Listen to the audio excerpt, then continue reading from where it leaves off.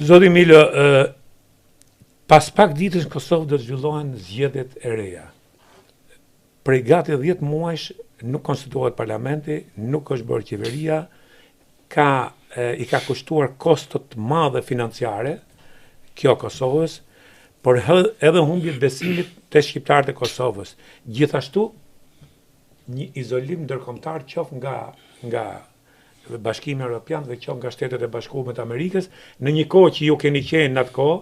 kur Kosova shihet si viktimë dhe përkrahej nga gjithë diplomacia botërore dhe ajo amerikane, sot kemi ardhur në anën tjetër ku ka filluar avash shihet serbët si viktima. A ndodh kjo për fajin ton që nuk ditëm shfrytëzojmë momentin dhe siç thot akademik Qose ne na hikën treni në histori, dhe kush është përgjegjësia e Albin Kurtit, por edhe e politikës së Kosovës në përgjithësi, dhe si shikoni marrëdhëniet e Kosovës specifikisht të Albin Kurtit me Shtetet e Bashkuara dhe me Tiranën, me Bashkimin Evropian dhe me Tiranën. Bët disa pyetje në një çështje shumë të rëndësishme dhe uroj që të kemi kohë që t'i sqaroj me pak fjalë.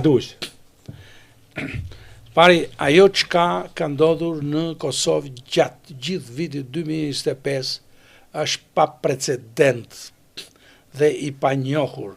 në historinë e politikës botërore shqiptare, por nuk dua ta them deri botërore, por në Europë është vërtet një precedent shumë domethënës.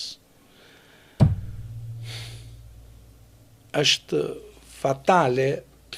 dhe papërgjegjshmëri e plot e klasës politike të Kosovës që e la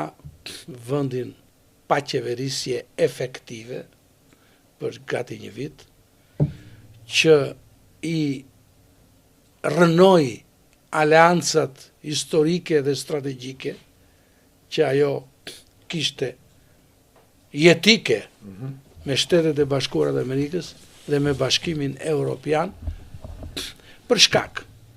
të egoizmave politik të liderëve politik të ndryshëm në Kosovë,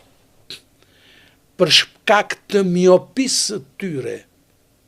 jo vetëm politike, por edhe të miopisë atdhetare. Se atdhetar